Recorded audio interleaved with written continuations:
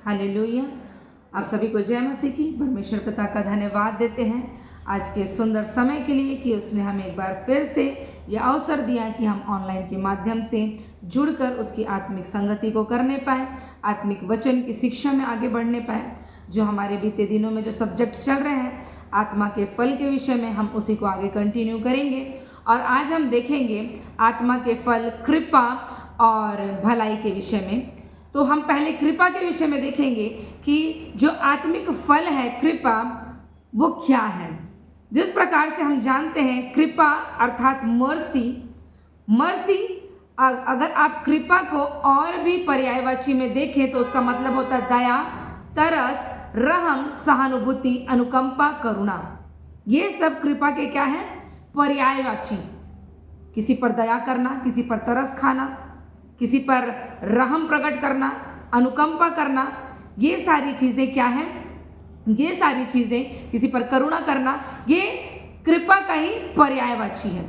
अगर आप बोल रहे हो मैं किसी पर दया कर रहा हूँ या कर रही हूँ, या किसी पर तरस खा रही हूँ, किसी पर अपनी अनुकंपा दिखा रही हूँ, करुणा कर रही हूँ, तो ये क्या है? एक कृपा का ही ये पर्यायवाची शब्द है। हालेलुया। और जब गलातियों की पुस्तक 5 अध्याय उसके 22 पद में जब हम आत्मा के फल जो कृपा और भलाई के विषय में देखते हैं, ये पवित्र आत्मा के क्या है? फल हैं। जिस प्रकार हमने देखा था प्रेम, आनंद, शांति, धीरज, आज हम देख रहे कृपा और भलाई को देखेंगे। और पवित्र आत्मा परमेश्वर चाहता है कि आप इन फलों से क्या रहें? हमेशा लदे रहें प्रियो। क्यों? क्योंकि हम जानते हैं जिस प्रकार से परमेश्वर का वचन कहता कि हमारी देह जो है वो पवित्र आत्मा का मंदिर है, और जब पवित्र आत्मा परमेश्वर हमारे इस देह में वास करते हैं तो पवित्र आत्मा के साथ साथ ये फल हमारे जीवन में भी क्या है? प्रकट है मेरे प्रियो। हालेलुया। लेकिन हमको, जिस प्रकार से मैंने आपको लास्ट समय भी बताया था, कि हमको जानना बहुत ज़रूरी है कि ये चीज़ें हैं क्या और कैसे ये मेरे जीवन में प्रकट होंगी। जिस प्रकार से प्रेम, जो संसार का प्रेम, संसार का आनंद, संसार की शांति, संसार का धीरज, ये सब आत्मिक चीज़ों से अलग था, उसी प्रकार जो संसारिक कृपा है उससे आत्मिक कृपा अलग है मेरे प्रियो। संसारिक कृपा मनुष्य एक दूसरे को देख कर करता है। संसार में जो कृपा, जो दया, जो तरस, जो रहम किया जाता है, वो देख कर संसारिक रीति के अनुसार से की जाती। अगर कोई जातिवाद की स्थिति है तो वो दूसरी जाति के लिए दया नहीं करेगा, दूसरी जाति वाले के लिए रहम नहीं करेगा, दूसरी जाति वाले के लिए तरस नहीं करेगा, उसके लिए करुणा नहीं होगी। वो बोलेगा कि जो मेरे समान है, जो एक ही जाति का हो, जो एक ही धर्म का हो, जो एक ही समुदाय से हो, वो उसके लिए क्या करता है? करने के लिए तत्पर रहता है। बोलेगा अरे वो तो ऐसा है, मैं उसके लिए क्यों करूं? वो तो क्या है? दूसरे धर्म का है, क्यों उसके लोग नहीं है उसके लिए तरस दिखाने के लिए, दया दिखाने के लिए? तो ये सारी चीज़ें भी क्या होती है? जब कृपा भावना भी होती है, कृपा दृष्टि भी होती है, लोग कई चीज़ों में वहाँ पर एक लिमिटेशन को ले आते हैं और अपनी कृपा को, अपनी दया को, अपने तरस को उस रीति से प्रकट नहीं करते। लेकिन मेरे प्रियो, जो परमेश्वर की कृपा है, जो परमेश्वर की दया है, वो इस कृपा और इस दया से बिल्कुल अलग है। परमेश्वर ये नहीं देखता कि आप उससे प्रेम करते हो कि नहीं, परमेश्वर ये नहीं देखता कि आप क्रिश्चियन हो कि नहीं, परमेश्वर ये नहीं देखता कि आप किस बैकग्राउंड से आते हो। परमेश्वर को कोई मतलब नहीं है। परमेश्वर है और वो अपने स्वभाव के अनुसार से अपनी कृपा को, अपनी दया को, अपनी करुणा को, अपने तरस को अपने लोगों पर क्या करता है मेरे प्रियो? प्रकट करता है। हालेलुया। और जब हम जानते हैं जो कृपा का फल है जो हमारे जीवन में ऑलरेडी है, क्योंकि वो पवित्र आत्मा के द्वारा हमारे जीवनों में प्रकट है, हमारे इस देह के अंदर वास करता है, तो हमारे अंदर क्या होता है? जब कृपा का फल हमारे अंदर दिखता है मेरे प्रियो, अगर मैं बोलूं मेरे जीवन में अगर कृपा का फल है, पवित्र आत्मा ने उसे प्रकट किया है, तो मेरा स्वभाव क्या होगा? अगर मुझे कोई कार्य करने की इच्छा नहीं है किसी के प्रति, मुझे अगर सामने वाला बोल रहा है कि ये कर दो, लेकिन मुझे उसके लिए ये करने की इच्छा नहीं है, फिर भी मैं जानती हूँ मेरे स्वभाव में, मेरे अंदर जो पवित्र आत्मा परमेश्वर है, उस कृपा के फल को जो एक्टिवेट किया, उसके द्वारा मैं क्या करूँगी, उस काम को करूँगी। हो सकता है कोई ऐसा पाप जो क्षमा के योग्य ना हो सकता है दूसरा व्यक्ति उसे क्षमा ना कर सके कि उसने मेरे साथ ऐसा व्यवहार किया, लेकिन अगर हम जानते हैं मेरे अंदर आत्मिक फल है कृपा का, दया का, करुणा का, तो मैं क्या करूंगी, अगर वो बंदा या बंदी कितनी भी बुरी क्यों ना हो, कितना भी उसने गलत काम क्यों ना किया हो सकता है हमारे साथ भी उसका व्यवहार कड़वा हो, बुरा हो, फिर भी मैं उसे क्या करूंगी, क्षमा करूंगी। हो सकता है कि आपके अंदर ऐसा हो कि मुझे किसी के लिए कुछ नहीं करना, ये ऐसा है, ये वैसा है, हम जान रहे हैं कि सामने वाला पर्सन बुरा है, लेकिन मैं जानती हूँ मेरे अंदर वो फल है जो कृपा, वो क्या करेगा, उसके लिए कृपा को जाहिर करेगा, और मैं उसके लिए ना चाहते हुए भी क्या करूँगी, उस काम को करूँगी। कभी कभी देखिए, आप जब देखते हैं कोई आपके घर मांगने आता, आप उसको देखते हो, आप ये नहीं पूछते भिखारी हिंदू है कि मुस्लिम है कि कौन सा बंदा है, आप उसको देखते हो कि भीख मांगने आया, मेरे सामने हाथ फैला रहा है, तो आप क्या करते हो, ना चाहते हुए भी क्या करते हो, आप उसको देते हो। ये कहाँ से ये भावनाएं आती? कई लोग भिखारियों को भगा देते हैं, कोई नहीं है, आगे निकलो, दूसरा घर ढूंढ लो। ठीक है, अगर कोई अनुचित रीति से मांग रहा है तो बिल्कुल उसको नहीं देना है, परंतु अगर कोई अपाहिज है जिस पर हमको अपनी दया को दिखानी है और करुणा को हमको दिखानी है, तो उसके लिए हमारे अंदर हमको पैदा नहीं करना पड़ेगा, दया कृपा की भावना पैदा नहीं करनी पड़ेगी, ये आपके अंदर से ऑलरेडी निकलेगा। क्यों? क्योंकि ये आत्मा का फल है मेरे प्रियो, और ये आत्मा का फल हमें कहाँ से मिला है? क्योंकि ये गॉड्स नेचर है, ये परमेश्वर का नेचर है, दया करना, करुणा करना, कृपा करना। क्योंकि हम जानते हैं हमारा परमेश्वर कैसा है, दयालु परमेश्वर है, हमारा परमेश्वर कैसा है, भला परमेश्वर है। तो ये आपको कहीं ढूंढने की जरूरत नहीं कि मैं अपने जीवन में कृपा या दया या करुणा को कैसे उत्पन्न करूं। आपको बस ये जानना होना कि मेरे अंदर जो पवित्र आत्मा है उसके अंदर ये सारी बातें हैं। हालेलुया। बाइबल हमको क्या बताती है? अगर मेरे जीवन में ये फल है, कृपा, दया, रहम, भलाई, अनुकंपा, ये सारी चीजें, करुणा, तो बाइबल हमें बताती है, लूका रचित सुसमाचार निकालेंगे उसका 6वां अध्याय पद 27 से 36, वहां पर लिखा है, अपने शत्रुओं से क्या करो? प्रेम करो। अपने शत्रुओं से क्या करो? प्रेम करो। क्यों? क्योंकि हमारा स्वभाव कैसा है? प्रेमी स्वभाव है, हमारे स्वभाव में कृपा है, भलाई है। जब आप इसको पढ़ेंगे पूरे 27 से लेकर 36 तक के, तो वहां बहुत सारी बातें लिखी है कि हमें अपने शत्रुओं के साथ कैसे रहना है।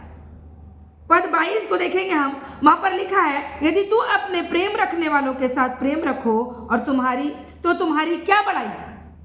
अगर मैं अपने प्रेम करने वालों के साथ ही प्रेम रखूं और जो मेरे साथ बुरा कर रहा है उसके साथ बुरा रहूं या बुरी रहूं, तो क्या ये सही है? क्या ये मैच सही है? क्या ये आत्मा का फल दिख रहा है मेरे जीवन में? भाई कोई भी प्रेम करता है तो आप उसके बदले में प्रेम उसको दिखाते ही हो, लेकिन सही तब है जब बाइबल बताती है 35 में कि वरन अपने शत्रु से प्रेम रखो और भलाई करो और फिर पाने की आशा न रखकर उधार दो और तुम्हारे लिए बड़ा फल होगा और तुम परम प्रधान के संतान ठहरोगे, क्योंकि वह उन पर जो धन्यवाद नहीं करते और बुरों पर भी कृपालु है। हालेलुया। हमारा परमेश्वर क्या है? कृपालु है। ऐसा नहीं है कि जो भले लोग हैं प्रभु उन्हीं के लिए वर्षा कर रहा है और बुरे लोगों के लिए बारिश नहीं है। आप देखेंगे बुरे पर भी वो मेघ को बरसाता, भले लोगों पर भी वर्षा को, अपनी बारिश को उंडेलता। ऐसा नहीं है कि कोई अन्य जाति प्रभु को नहीं जान रहा, प्रभु से प्रेम नहीं कर रहा, तो उसकी खेत में बारिश नहीं गिरेगा। परमेश्वर सबके लिए एक बराबर है, लेकिन जो मनुष्य है वो क्या करते हैं? बाइबल बता रही है, अगर मैं अपने प्रेम करने वालों से ही भलाई करूं और जो मेरा बुरा कर रहा है उनसे मैं कैसे रहूं? बुराई को करूं, तो यहाँ मैच नहीं हो रहा, ये वचन के अगेंस्ट है। आत्मा के फल जो कृपा की बातें हैं वो मेरे जीवन में नहीं है। लेकिन बाइबल बताती है कि हमको क्या करना है, वरन अपने शत्रु से भी हमको क्या करना है, प्रेम करना है। और ये जो प्रेम जो अपने शत्रु के प्रति भी आपके जीवन से निकल रहा है, ये क्या है, ये करुणा है, ये कृपा है, ये दया है। यही वो आत्मा का फल है जो हम आज देख रहे हैं। क्या हमारा स्वभाव ऐसा है? हमें जानने की बहुत जरूरत है मेरे प्रियो। अगर मेरे जीवन में दया, तरस, कृपा ये नहीं है, मैं इसलिए आपको ये वर्ड्स ले रही हूं क्योंकि कृपा के ये सारे पर्यायवाची है। कहीं आपको दया दिखेगा, कहीं करुणा दिखेगा, क्योंकि परमेश्वर के वचन में कई जगह दया आया है, कई जगह करुणा आया है, कई जगह आप देखेंगे तो कृपा आया है। वो कृपालु है, वो अपने लोगों पर दया करता, करुणा करता। सबका अर्थ क्या है? एक है, क्योंकि हिंदी में पर्यायवाची होते हैं। तो बाइबल बताती है कि हमको अपने शत्रुओं से भी क्या करना है, प्रेम करना है। क्यों? क्योंकि बाइबल बता रही है 36 पद में लिखा है, जैसा तुम्हारा पिता दयावंत है वैसे ही तुम भी दयावंत बनो। हालेलुया। जैसे हमारा परमेश्वर कृपालु है, जैसे वो दयावंत है, दया का सागर है, उसके मन में तरस भावना है, वो बीमारों को देखकर उनको चंगा करता था, वो पापियों को देखकर उनके पापों से उनको क्षमा देता था। वही स्वभाव, वही पवित्र आत्मा परमेश्वर जब हमारे अंदर है, वही स्वभाव हमारे जीवन में भी दिखना चाहिए मेरे प्रियो। हालेलुया। हमको क्या बनना है? कृपालु बनना है, हमको दयावंत बनना है और लोगों के ऊपर क्या करना है? उस कृपा को प्रकट करना है मेरे प्रियो। प्रभु अब नहीं आएंगे वापस से इन सारी चीजों को दिखाने, इसलिए उन्होंने हमें क्या दिया है? पवित्र आत्मा का दान दिया है। और इस पवित्र आत्मा के दान के अनुसार हम अपने जीवन को इस पृथ्वी पर उस परमेश्वर के स्वरूप में बनाते हैं। हम गॉड को इस पृथ्वी पर प्रकट करते हैं प्रियो। अगर पवित्र आत्मा है तो उसके 9 फल हमारे जीवन में क्या होने चाहिए? प्रकट होने चाहिए। क्या कोई अपने शत्रु से प्रेम कर सकता है? अगर एक मानवीय रीति से देखें, एक सांसारिक रीति से देखें, तो कोई अपने शत्रु से प्रेम कर सकता है? नहीं कर सकता। लेकिन क्यों? प्रभु यीशु मसीह जब इस पृथ्वी पर आए, उन्होंने अपने आप को बलिदान किया, स्वर्ग गए, वहां से पवित्र आत्मा का दान जब उंडेला गया, अब हमारे जीवन में ये सारी चीजें कार्यरत है। अब हम अपने अनुसार नहीं चलते, अब हम शरीर के अनुसार नहीं चलते, परंतु अब हम पवित्र आत्मा के अनुसार से चल रहे। तो मेरे जीवन में चीज दिखेगी, मैं अपने शत्रु से भी क्या करूंगी? प्रेम को करूंगी। उसी प्रकार अगर आप यूहन्ना रचित सुसमाचार पढ़ें, यूहन्ना रचित सुसमाचार 8वां अध्याय पद 1 से 11 तक के जब आप पढ़ेंगे तो वहां पर एक व्यभिचारिणी स्त्री के बारे में दिया जो व्यभिचार करते हुए पकड़ी गई।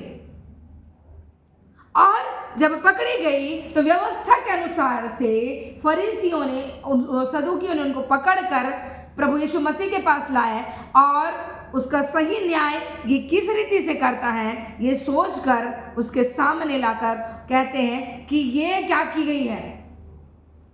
व्यभिचार करते हुए पकड़ी गई है। अब हम जानते हैं जब हम पुराने नियम को पढ़ते, जब व्यवस्था की पुस्तक को पढ़ते, वहां पर था अगर कोई व्यभिचार करते हुए पकड़ी जाए तो उसको क्या करना है? पथरवाह करके उसको मार देना है। ये व्यवस्था थी। हम जानते प्रभु यीशु मसीह ने कहा कि मैं व्यवस्था को तोड़ने नहीं वरन पूरा करने आया हूं। लेकिन वहां प्रभु यीशु मसीह ने क्या किया? किस रीति से अपनी दया और अपनी कृपा, अपनी करुणा को वहां प्रकट किया। जब हम पढ़ते हैं उसके 7वें पद से, वहां पर लिखा है, जब वे उससे पूछते ही रहे तो उसने सीधे होकर उनसे कहा, तुम में जो निष्पाप हो वही पहले उसको पत्थर मारे। प्रभु यीशु मसीह के पास जब न्याय के लिए लाया गया, प्रभु यीशु मसीह ने उन लोगों से क्या कहा कि जो तुम में से निष्पाप हो, जिसने कभी पाप नहीं किया, वो सबसे पहला पत्थर उसको क्या करे? उस स्त्री को मारे। क्योंकि तुम बोल रहे हो कि ये पापी है, तो ठीक है, अगर वो पापी है तो कोई निष्पाप जो निष्कलंक हो वही उसको पहला पत्थर मारेगा। और हम जानते प्रियो क्या हुआ? सब अपने पत्थरों को फेंक कर वहां से चले गए। कोई उस पर पथरवाह नहीं कर पाया। क्यों? क्योंकि सब ने क्या किया था? पाप किया था। सब क्या थे? पापी थे। और जब हम 10वें और 11वें पद को पढ़ते हैं, वहां पर लिखा, यीशु ने सीधे होकर उससे कहा, हे नारी, वे कहाँ गए? सभी भाग गए क्योंकि सब पापी थे। तो उसने कहा, हे प्रभु, आगे लिखा है, क्या किसी ने तुझ पर दंड की आज्ञा ना दी? किसी ने तुझ पर पथरवाह नहीं किया? क्योंकि व्यवस्था में तो लिखा है। तो स्त्री ने कहा कि हे प्रभु, किसी ने नहीं। यीशु ने कहा, मैं भी तुझ पर दंड की आज्ञा नहीं देता। हालेलुया। ये परमेश्वर का नेचर है, ये गॉड्स नेचर है कि मनुष्य से भी क्षमा, और मैं भी अपनी तरफ से क्या करता हूं? क्षमा करता हूं। मनुष्य को ऐसा क्वेश्चन डाला कि जो पहले अपने जीवन को जांचे, जो निष्पाप है वो क्या करे? पहला पत्थर मारे। क्यों? क्योंकि पापी होकर पापी पर पत्थर उठाओगे, ये सही होगा? नहीं, क्योंकि हम जानते हैं हमारा परमेश्वर क्या है? सच्चा न्यायी है। अगर मैंने पाप किया है तो मैं किसी के ऊपर उंगली नहीं उठा सकती कि तू पापी है। क्यों? क्योंकि ऑलरेडी 3 उंगली मेरी तरफ है। परमेश्वर बोलता है पहले अपने आप को जांचो। और जब वो स्त्री को क्षमा किया गया, आगे जब हम पढ़ते हैं, एक सबसे प्यारा वर्ड लिखा है, बोलता है कि जा और फिर पाप ना करना। क्या कोई ऐसा है जो ऐसा प्रेमी, ऐसा दया का, ऐसा करुणा का नेचर रखे? यहां तो लोग अगर कोई गलत काम करे, फांसी दे दो, कारावास कर दो, अनंत काल तक के समय के लिए बड़ी बड़ी सजाओं को गिनवा देंगे, या नहीं होगा तो अपने से ही सजा दे देंगे। लेकिन परमेश्वर का नेचर, क्या वो नहीं जानते थे कि वे विचारणीय स्त्री है? बाइबल बताती है वो रंगे हाथ पकड़ाई थी, और उसके बावजूद भी परमेश्वर ने क्या कहा? वहां परमेश्वर ने सच्चा न्याय किया। क्यों? जो लेके आए थे उन्होंने भी कहीं ना कहीं पाप किया था। और परमेश्वर के नेचर में क्या है? प्रेम है, आनंद है, शांति है, धीरज है, कृपा है। वो करुणा करता है, वो दया करता है, तरस खाता है। उसको लगा कि नहीं, ये स्त्री को क्या करना चाहिए? मुझे अवसर देना चाहिए। और उसने वहां पर क्या किया? उसने उसके पापों को वहां पर क्या किया? क्षमा किया। अर्थात हमको परमेश्वर का वचन सिखा रहा है कि कैसे उस स्त्री की पाप को परमेश्वर ने, उसके परमेश्वर के पुत्र ने इस पृथ्वी पर क्षमा किया। क्या हम कर सकते हैं? कल अगर हमारा किसी के साथ लड़ाई झगड़ा हो जाए, बहस हो जाए, हम जीवन भर उसको क्षमा नहीं कर पाते, तो कहाँ है वो कृपा, दया, करुणा? नहीं है। और आत्मा का ये फल नहीं तो हम किस चीज को प्रकट करेंगे? क्या हम गॉड को प्रकट कर रहे हैं? अगर एक भी फल, अगर दया नहीं है हमारे जीवन में, कृपा नहीं है, तो क्या हम परमेश्वर को प्रकट कर रहे हैं? हम जानते हैं स्त्री ने जो किया था वो मार डालने योग्य पाप था, अगर व्यवस्था की ओर से देखा जाए तो। लेकिन परमेश्वर ने क्या किया? किंतु प्रभु यीशु मसीह ने अपनी कृपा और दया भाव से क्या कहा? चली जा और फिर से पाप ना करना। परमेश्वर ने एक इंस्ट्रक्शन दिया उसको कि मैं तेरे दंड को क्या करता हूँ? क्षमा करता हूँ, तेरे अपराधों को क्षमा करता हूँ, लेकिन आगे को तो कोई पाप मत करना। ये है परमेश्वर का स्वभाव। और हम जानते प्रियो, पाप क्षमा करना किसी का बहुत बड़ी बात है। अगर हमारा बच्चा ही कल को कुछ गलती कर दे, हम माता पिता हैं, हम अपने बच्चों को दिल से क्षमा नहीं कर पाते। और आप सोचिए, उस परमेश्वर ने इस पृथ्वी की मानव जाति के पाप को प्रभु यीशु मसीह के लहू के द्वारा क्या कर दिया? क्षमा कर दिया। आज जब हम अंगीकार करते हैं प्रभु यीशु मसीह को, तो हमारे पाप, हमारे गुनाह सब क्या हो जाते हैं? क्षमा हो जाते हैं। चाहे बाइबल बताती है तुम्हारे पाप चाहे अर्गवानी रंग के क्यों ना हो, चाहे लाल रंग के क्यों ना हो, प्रभु बोलता है मैं उसको हीन के नहीं क्या कर दूंगा? श्वेत कर दूंगा। वो ऐसे दया का सागर है मेरे प्रियो। इफिसियों की पुस्तक उसका 4था अध्याय, इफिसियों की पुस्तक उसका 4था अध्याय पद 32 देखेंगे। वहाँ पर भी पाप क्षमा के बारे में क्या लिखा है। वहाँ पर लिखा है कि एक दूसरे पर कृपालु और करुणामय हो, और जैसे परमेश्वर ने मसीह में तुम्हारे अपराध क्षमा किए, वैसे ही तुम भी एक दूसरे के अपराध क्या करो, क्षमा करो। हालेलुया।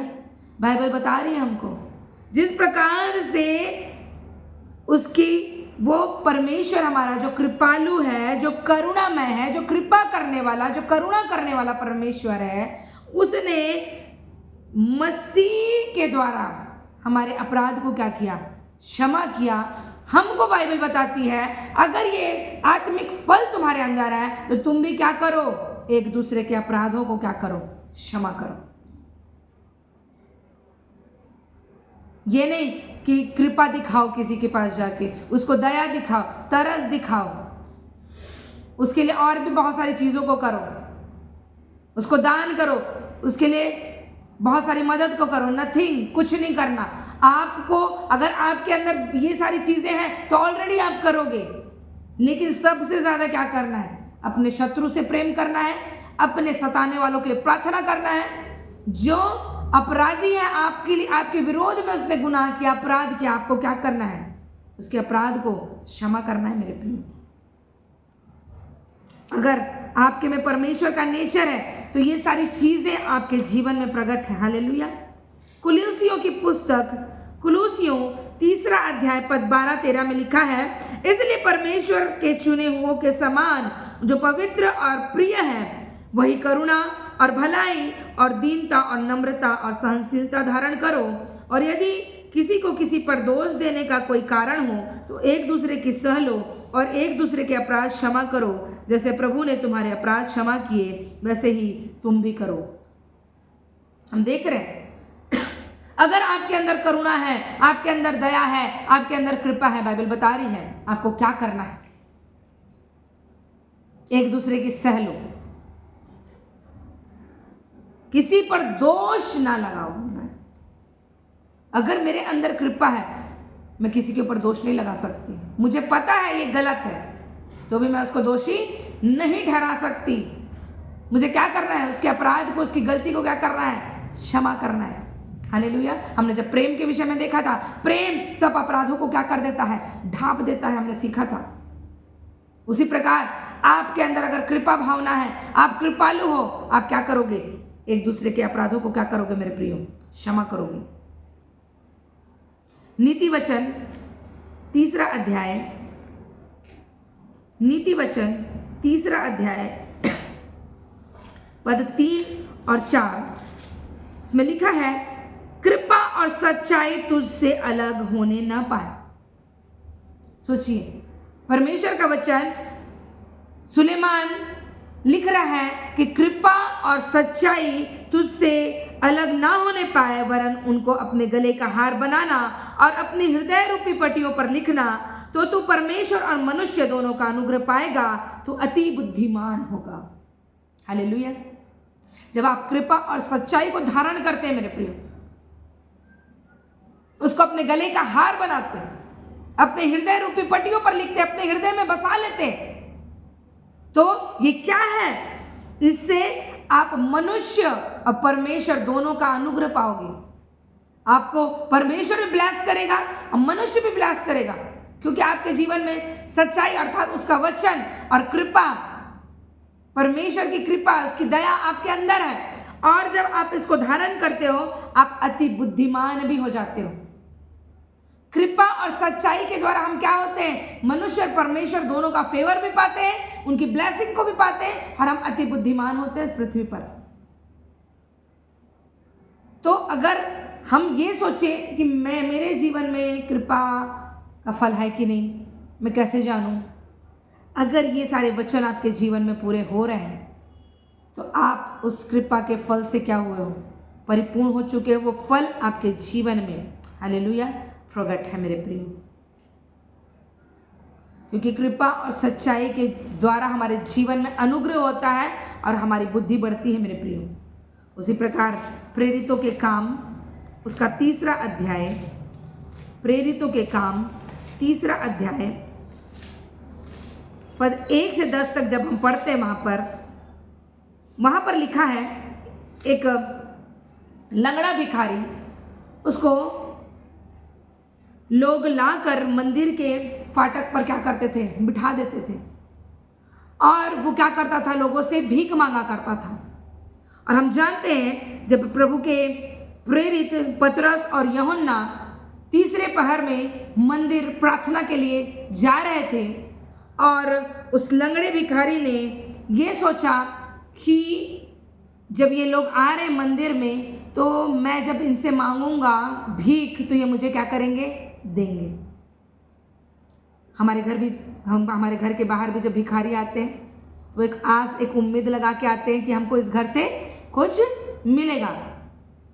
और जब पतरस और यूहन्ना उसके पास पहुंचे और उन्होंने उस लंगड़े को देखा तो बाइबल बताती है, पतरस ने यूहन्ना के साथ उसकी ओर ध्यान से देखकर कहा, 4थे पद में लिखा है, हमारी ओर देख। अतः उसने उनसे कुछ पाने की आशा रखते हुए उनकी ओर ताका। अब सोचो, वो सोच रहा था मेरी ओर देख बोल रहे, तो वो सोच रहा है कि ये मुझे क्या करेंगे, क्योंकि मैं भिखारी हूं तो कुछ ना कुछ मेरे हाथ में तो ये रखेंगे ही। तब पतरस ने कहा, चांदी और सोना तो मेरे पास है नहीं, परंतु जो मेरे पास है वह तुझे देता हूं। हालेलुया।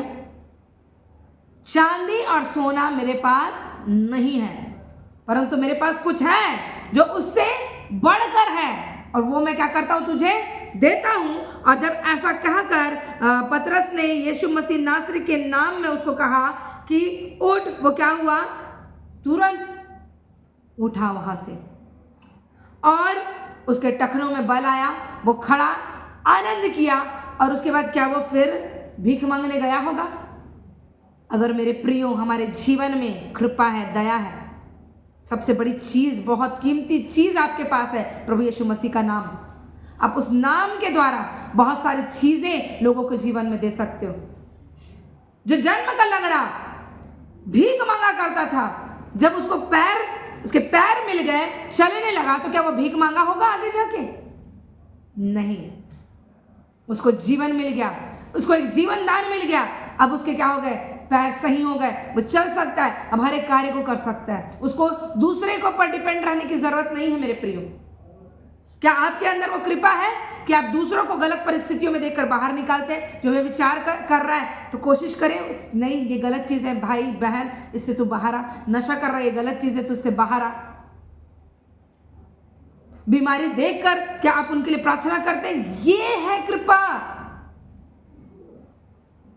क्या आप किसी को गड्ढे में गिरते देखकर, परमेश्वर का वचन देखकर उसे बाहर निकालने की कोशिश करते हैं? ये है कृपा, गॉड्स नेचर, परमेश्वर का नेचर।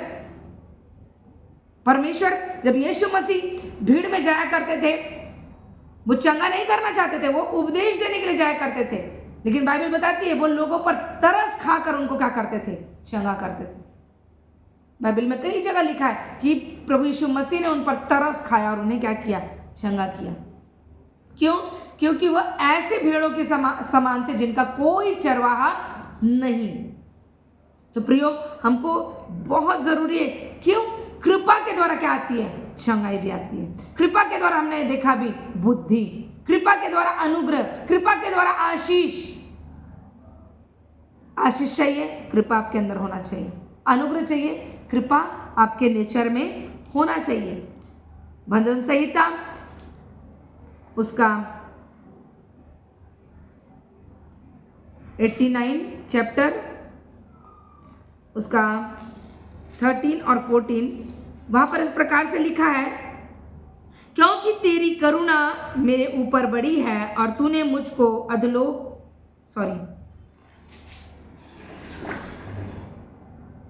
तेरी भुजा बलवंत है, तेरा हाथ शक्तिमान और तेरा दाहिना हाथ प्रबल है। तेरे सिंहासन का मूल धर्म और न्याय है, करुणा और सच्चाई तेरे आगे आगे चलती है। हालेलुया। बाइबल बता रही है कि कृपा और सच्चाई, करुणा, मैंने आपको बताया ये उसी के पर्यायवाची है। ये किसके आगे आगे चलते हैं? परमेश्वर के। और हम जानते हैं प्रियो कि हम किससे उत्पन्न हुए हैं, हम परमेश्वर से। तो हम चलते हैं तो कृपा हमारे आगे चल रही है, हम चलते सच्चाई हमारे आगे चल रही है, हम चलते करुणा हमारे आगे चल रहा है। हालेलुया। जहां आप हो आप वहां से परमेश्वर को प्रकट करते हो मेरे प्रियो।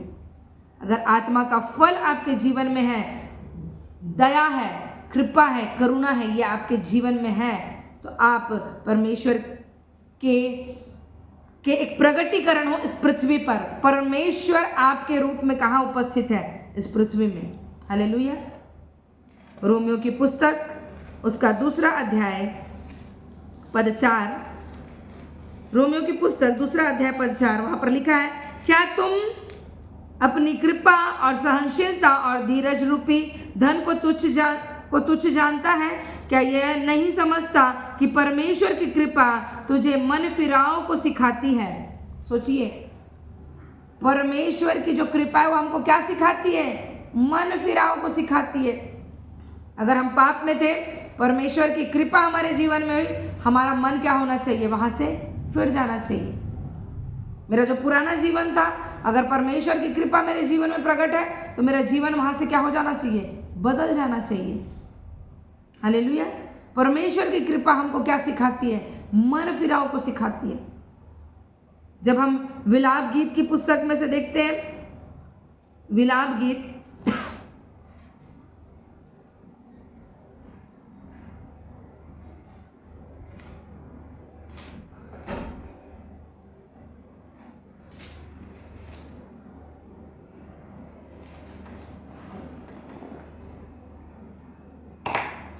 विलाप गीत उसका 3 अध्याय पद 22 और 23, वहां पर इस प्रकार से लिखा है कि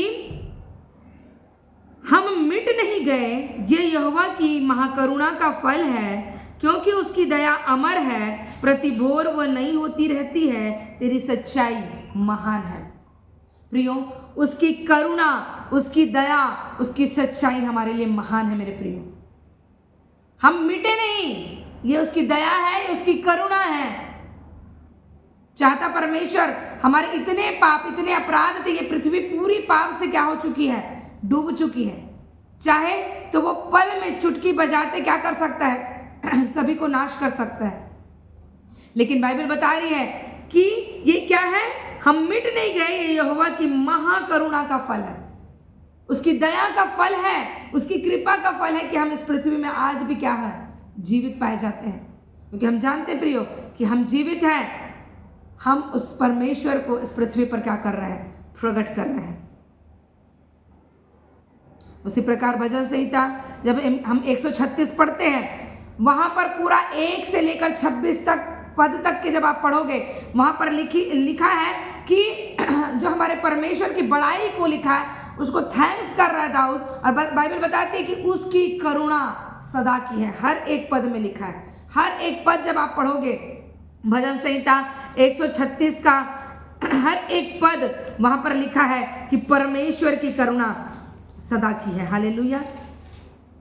यहोवा का धन्यवाद करो, क्योंकि वह भला है और उसकी करुणा सदा की है। जो ईश्वरों का परमेश्वर और उसका परमेश्वर है, उसका धन्यवाद करो, उसकी करुणा सदा की है। जो प्रभुओं का प्रभु है, उसका धन्यवाद करो, उसकी करुणा सदा की है। जब पूरा 26 पद तक के पढ़ते हो कि स्वर्ग के परमेश्वर का धन्यवाद करो, उसकी करुणा सदा की है। हालेलुया। उसकी दया, उसकी कृपा हमारे जीवन में क्या है मेरे प्रियो? सदा काल के लिए है। वो ऐसा परमेश्वर नहीं है कि आज दया करा, आज कृपा दिखाई, कल अपने कृपा और दया से क्या हो गया? फिर गया। बाइबल बताती है मेरे प्रियो, वो मनुष्य नहीं कि झूठ बोले,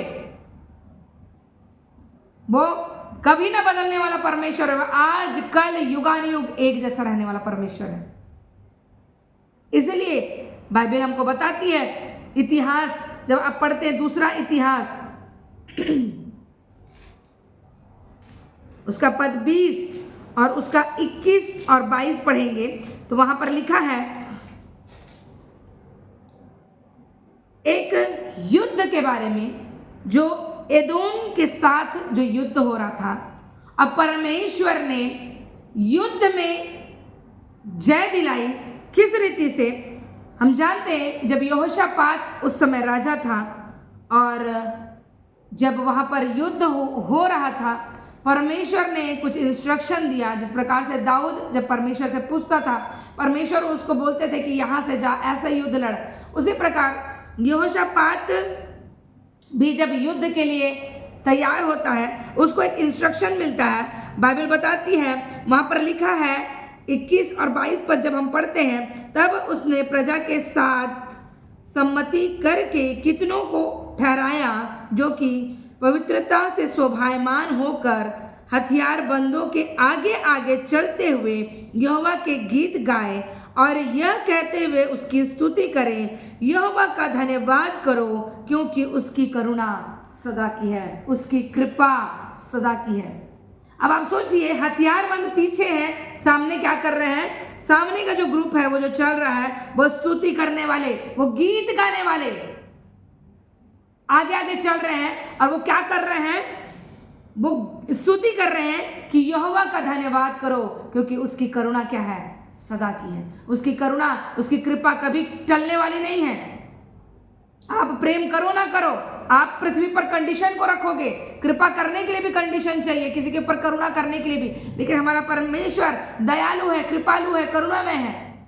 उसकी करुणा अनंत काल तक की है। और जब वो ऐसा करके स्तुति करते हुए जा रहे हैं तो क्या होता है प्रियो? लिखा है आगे 22 में, जिस समय वे गा गा कर स्तुति करने लगे, उसी समय यहोवा ने अम्मोनियों, मुआबियों और सेईर की पहाड़ी देश के लोगों पर जो यहूदा के विरुद्ध आ रहे थे, घातकों को बैठा दिया और वे मारे गए। उनको युद्ध लड़ना नहीं पड़ा। हालेलुया। उन्होंने सिर्फ स्तुति की, उन्होंने परमेश्वर की महिमा की। उसने महिमा में भी कौन से वर्ड निकाले? ये हमारा परमेश्वर जो है वो कृपालु परमेश्वर है, उसकी करुणा क्या है? सदा की है। वह ऐसा करुणा करने वाला परमेश्वर है जिसकी करुणा का कभी अंत नहीं। और एक युद्ध को परमेश्वर ने केवल स्तुति के द्वारा क्या हुआ? जिता दिया। उनको युद्ध लड़ना नहीं पड़ा, वो आपस में क्या हुए? लड़े और मर गए। आगे जब आप पढ़ेंगे, फिर वो वहां पर गए, उनकी लूट को क्या कर लिए? वो पूरा अपने साथ कर लिए। हमारा परमेश्वर ऐसा है मेरे प्रियो। अगर मेरे अंदर कृपा का फल है, भलाई है मेरे अंदर, मैं किसी चीज़ को भी, किसी क्षेत्र को भी मैं जीत सकती हूँ, मैं जीत सकता हूँ। आपके जीवन में ऐसे वचनों को आप अगर अपने जीवन में डालेंगे तो वो दया, वो करुणा, वो कृपा आपके जीवन में दिखेगी मेरे प्रियो। परमेश्वर पिता का धन्यवाद देते हैं इस सुंदर से वचन के लिए कि उसने अपनी कृपा को हमारे जीवन में बनाया। ये आत्मा का फल जो कृपा हमारे जीवन में उसके वचनों के द्वारा प्रकट होता है मेरे प्रियो। परमेश्वर पिता आप सभी को बहुत की आशीष दे। God bless you all.